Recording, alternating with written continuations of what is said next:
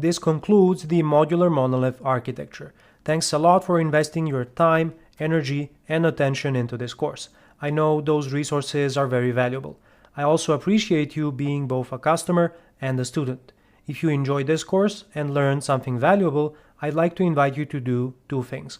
First, you can go ahead and leave a testimonial and share a review about this course from the form that's going to be right under this video. You can choose between leaving a video testimonial and a text testimonial, and all of these testimonials will be featured on my website that gets more than 1 million views every year. Secondly, I'd like to invite you to join my affiliate program. You will get a unique link that you can share with your friends, colleagues, on your social media, and on your website, and you will get 25% out of every sale that you make. Thanks again for your time, energy, and attention, and until next time, stay awesome. Welcome to this bonus mini course called Modular Monoliths CQRS with MongoDB. I want to spend a brief moment explaining why I decided to make this mini course instead of making it a part of the core modular monolith course. If you are watching this after the core modular monolith architecture course, you are aware that we are using Postgres as the database of choice inside of our application. Because Postgres is such a versatile database, it didn't make a lot of sense to introduce a document database on top.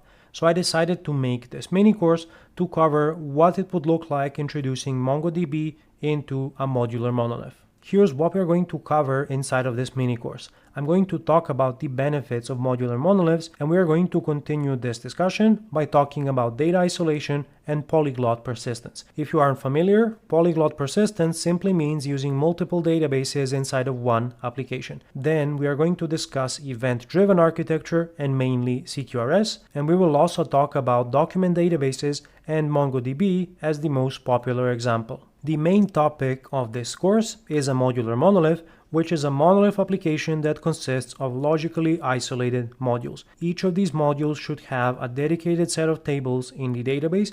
Ideally, these tables will also be logically isolated using schemas. And modular monoliths have many benefits. The first benefit is high cohesion inside of one module, followed by loose coupling between logically isolated modules inside of our system, especially if you are using messaging to communicate between your modules. Another advantage of modular monoliths is simplified deployment because we are only deploying one application. Modular monoliths can also give you improved performance because you don't have to pay the price of network requests to communicate between your modules or components inside of your system. They also come with lower operational complexity, and it's much easier to transition a modular monolith into the microservices architecture, which is something that I demonstrated inside of chapter 10 of the core course. So we understand that modular monoliths have many benefits, but how do we actually define these modules? There are a few tools that you can use to define your module boundaries, and one of them is domain-driven design.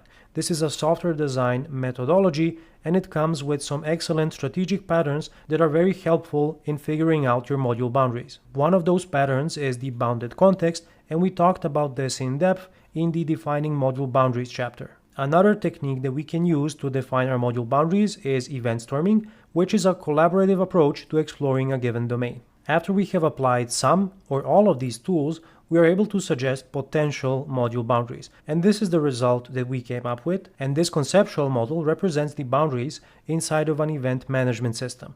We have the events, users, ticketing, and attendance modules. A very important concept of modular monoliths is that your modules should not be coupled at the database level. This is some of the strongest form of coupling that you could introduce between your modules, and this is why we try to avoid it. To prevent this coupling at the database level, we can try to isolate the data for each of our modules. And on a high level, there are 4 levels of data isolation that we could apply. On level 1, we are just using separate tables inside of our persistence store, and this doesn't introduce any kind of isolation between the data of our modules. On level 2, we can use separate schemas for each of our modules, and this is at least logical isolation inside of the database. On level 3, we can introduce a separate physical database for each of our modules, and this is a more constrained approach. And on level 4, we could be using separate physical databases and different database types for each of our modules. And this is something that we are going to explore as part of this mini course. Here's a visual representation of each of the data isolation levels, and this would be level 1 using separate tables, but we still have the same schema, the same database, and the same database type. On level 2, we are introducing logical isolation between our modules, at least in the database, and this means using separate schemas for each of the respective modules. In this example, we have an orders, users, and finance schema, which are aligned with the respective modules inside of our code. So we are using different schemas, but still using the same database and same database type. In the next data isolation level, we can distribute our schemas into separate physical databases. Note that they could still be running on the same database servers, as most databases support this, but they are a part of a separate physical database. So we are using different schemas and different databases, but still using the same database type, in this case a relational database. And the most constrictive data isolation level involves using different schemas, different databases, and different database types. This means that we could be using a document database for one of our modules, a graph database for another module, and a relational database for another module. And this is the approach that we are going to explore, at least to some extent, as part of this mini course, where we are going to use MongoDB, which is a document database, to persist some of the data inside of our modular monolith. So let's do another quick recap of the conceptual diagram of our system. We have the users module, the events module, the ticketing module, and the attendance module. When we bring all of them together, they represent the most important concepts inside of our event management system. This is what our system is going to look like at the start of the practical part of this mini course.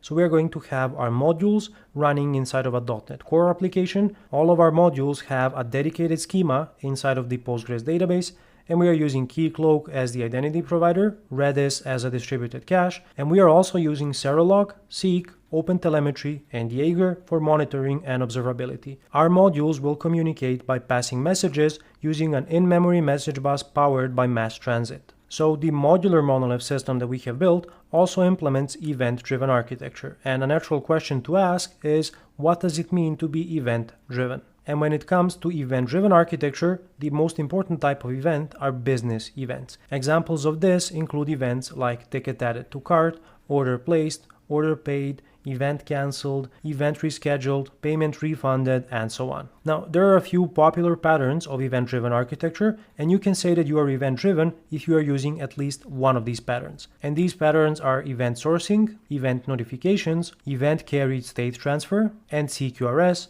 which stands for Command Query Responsibility Segregation. And inside of this mini course, we are going to focus on the persistence part of the CQRS pattern, where we have a dedicated database for the read part of the system. We are going to use events that are produced from the write side of our system and apply a set of projections to generate the read side of our system that's going to power our application queries. This also means that we have to embrace eventual consistency, and that is going to take a given period of time before we can apply all of the projections to generate the final state of the read database. I also want to discuss document databases on a high level because this is what we are going to be using to implement the read side of the CQRS pattern.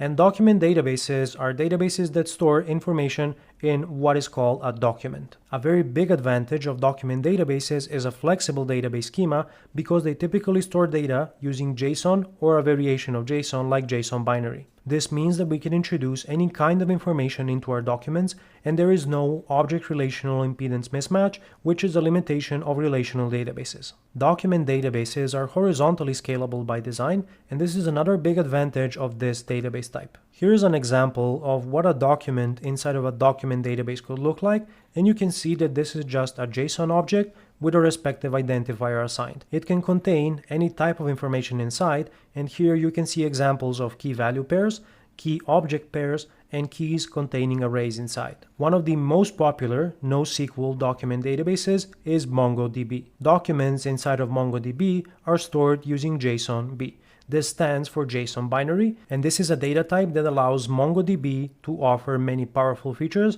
such as advanced filtering and indexing of your documents. Inside of MongoDB, documents are stored inside of collections, and this is a very similar concept to tables inside of our relational database. MongoDB, as a document database, is schemaless, which means we can evolve our documents over time and change the structure of a single document if we want to introduce some updates. This is a very powerful feature, and it's something I'm going to demonstrate in the next lesson. And this concludes the introduction for this mini course, where we talked about the benefits of modular monoliths, the importance of data isolation, how we can leverage event-driven architecture to enable some very powerful patterns like CQRS that we are going to be using in the next lesson to implement the read side using MongoDB. If you want to learn more about all of the topics that I mentioned as part of this lesson, I invite you to check out the respective chapters in the core modular monolith architecture course. And with this, we can move on to our next lesson, which is the practical part of this mini course, where we are going to implement CQRS using MongoDB.